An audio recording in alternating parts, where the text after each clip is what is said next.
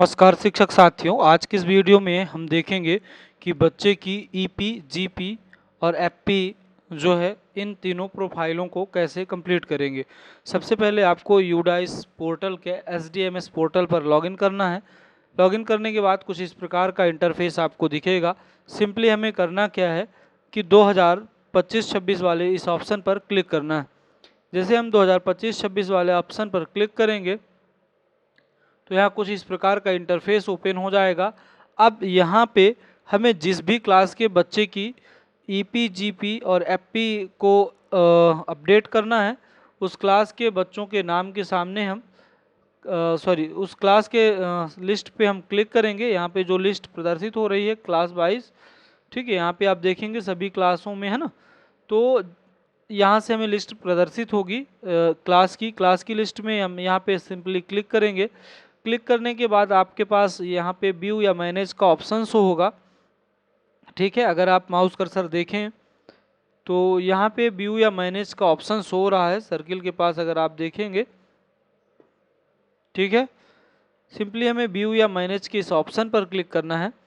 View या manage वाले option पर क्लिक करने के बाद कुछ इस प्रकार का इंटरफेस हमारे सामने ओपन हो जाएगा। अब यहाँ पे कई सारे बच्चे हमारे प्रदर्शित होंगे। इनमें से हमें जिस भी बच्चे की प्रोफाइल अपडेट करनी है, उस बच्चे की डिटेल हम यहाँ पे ओपन कर लेंगे, ठीक है। जैसे हमें यहाँ पे किसी एक बच्चे की, एक चीज़ और आप देखेंगे, जिस बच्चे की प्रोफाइल आपकी कंप्लीट होगी वहाँ पे ईपी, जीपी और एफपी, जीपी, ईपी और एफपी तीनों, है ना। अगर आप माउस कर्सर देखें तो यहाँ पे तीनों चीज़ें कंप्लीट दिखेंगी आपको, ग्रीन कलर से मेंशन रहेंगी, ठीक है, सर्किल के पास आप देख पा रहे हैं। जबकि जिन बच्चों की अगर प्रोफाइल कंप्लीट नहीं है तो वहाँ पे इस प्रकार से रेड का ऑप्शन आएगा और ये नॉट स्टार्टेड लिखा हुआ रहेगा। सिंपली हम किसी एक बच्चे की ईपी, जीपी और एफपी आपको अपडेट करके बताते हैं कैसे करेंगे।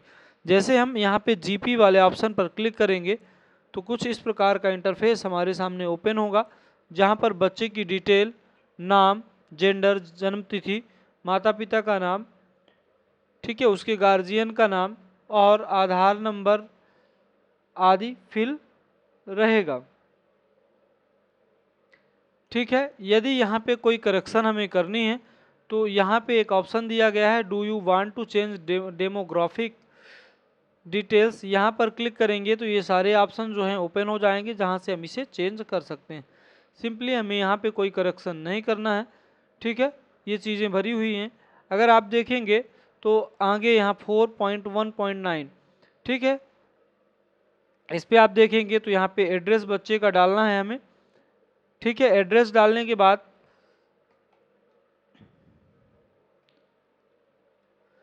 पिन कोड डालना होता है। पिन कोड डालने के बाद बच्चे के माता या पिता का मोबाइल नंबर डालना रहता है। इसके बाद ईमेल आईडी, जो कि मैंडेटरी नहीं होती है। इसके बाद आता है मदर टैंग्यू, ठीक है, मदर टैंग्यू। मदर टैंग्यू में बच्चे की जो मातृभाषा है, ठीक है, लोकल लैंग्वेज भी हो सकती है, जैसे यहाँ पे जो भी बच्चे की भाषा है उसको हम डाल देंगे। इसके बाद आएगा सोशल कैटेगरी बच्चे की, उसे हमको सेलेक्ट करना है। माइनॉरिटी ग्रुप का बच्चा है या नहीं है उसे भी हम सेलेक्ट करेंगे। इसके बाद क्या बच्चा बीपीएल के अंतर्गत जो है ना, बीपीएल का लाभ मिलता है बच्चे को, क्या है ना, उससे अंत्योदय अन्न योजना का बेनिफिशियरी है बच्चे का परिवार, तो यहाँ पे यस करेंगे, ठीक है। ईडब्ल्यूएस में है तो यस करेंगे, अन्यथा की स्थिति में नो कर देंगे।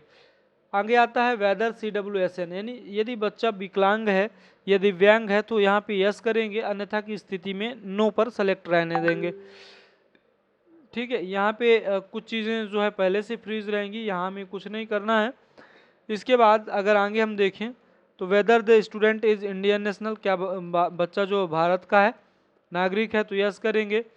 इन this student is identified as out of school child in current और प्रीवियस एकेडमिक ईयर, क्या इससे पहले बच्चा किसी दूसरी विद्यालय में पढ़ता था, यदि पढ़ता था तो यस करेंगे, अन्यथा की स्थिति में नो कर देंगे।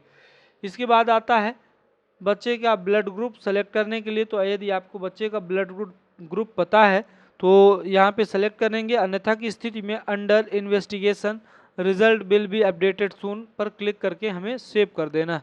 अब जैसे ही हम यह जानकारी सेव करेंगे तो यहाँ पे एक मैसेज आएगा, general data updated successfully. Simply इसे हमें क्लोज करना है और आगे हमें नेक्स्ट बटन पर क्लिक करना है।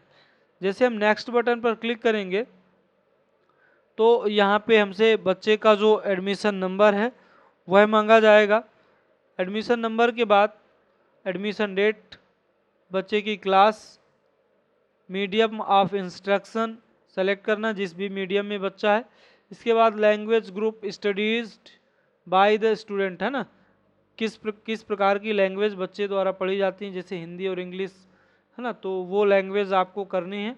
अगर 5 तक का विद्यालय है, कक्षा 5वीं तक का है, अगर 5 से ऊपर का है तो यहाँ पे हिंदी, इंग्लिश और संस्कृत का ऑप्शन भी आएगा आपके पास।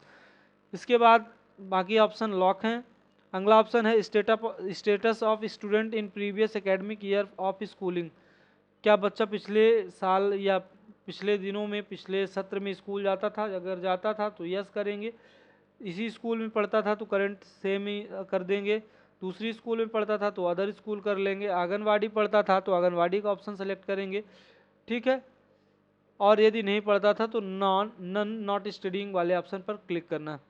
अब ये बच्चा क्या आरटी के तहत विद्यालय में अध्ययनरत है? यदि है तो यस करेंगे, अन्यथा की स्थिति में नो कर देना है। इसके बाद बाकी के ऑप्शन फ्रीज हैं, हमें यहाँ पे सेव करना है।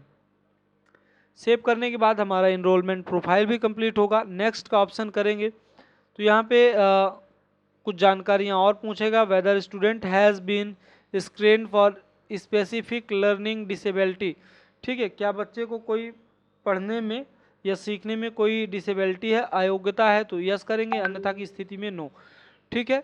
Whether student has been screen for autism spectrum disorder, क्या अगर बच्चे को एसडी है या डिसऑर्डर है तो यस करेंगे, अन्यथा की स्थिति में नो करेंगे। तो यहाँ पे ज़्यादातर चीज़ें जो है हमें नो पे भरनी। अगर बच्चा विकलांग नहीं है, दिव्यांग नहीं है, तो सभी को हम यहाँ पे नो कर देंगे। इसके बाद यहाँ पे एक चीज़ और पूछा है 4.3.6 में, has the student been identified as gifted या टैलेंटेड, क्या बच्चे को, है ना, कोई गॉड गिफ्टेड है या टैलेंटेड है, तो यस करेंगे, अन्यथा की स्थिति में नो कर देंगे। अब यहाँ पे पूछा है does the student appeared in any state level competition, national level competition या ओलंपियाड, क्या बच्चा किसी स्टेट लेवल के कंपटीशन में, नेशनल लेवल के कंपटीशन में या फिर ओलंपियाड में भाग लिया है? अगर लिया है तो यस करेंगे, अन्यथा की स्थिति में नो करेंगे। Does the student participated in NCC, NSS, scouts and guide, क्या बच्चे ने एनसीसी, एनएसएस, स्काउट गाइड में पार्टिसिपेट किया है? तो अगर किया है तो यस करेंगे, अन्यथा की स्थिति में नो करेंगे। Whether student is capable of handling digital devices including the internet, क्या बच्चा डिजिटल डिवाइस हैंडल करने में सक्षम है ना, विथ इंटरनेट, इंटरनेट के साथ, तो यदि है तो यस करेंगे, अन्यथा की स्थिति में नो करेंगे। बच्चे की जो हाइट है वह कितनी है, यहाँ पे लिखने हैं बच्चे का वजन कितना है। इसके बाद approximate distance of students resident to school, school से बच्चे के घर की दूरी कितनी है। और इसके बाद जो अंतिम ऑप्शन आता है कि बच्चे के माता पिता ने कहाँ तक पढ़ाई की है, प्राइमरी, अपर प्राइमरी, सेकेंडरी और इक्विवेलेंट, हायर सेकेंडरी इक्विवेलेंट, है ना, या कह सकते हैं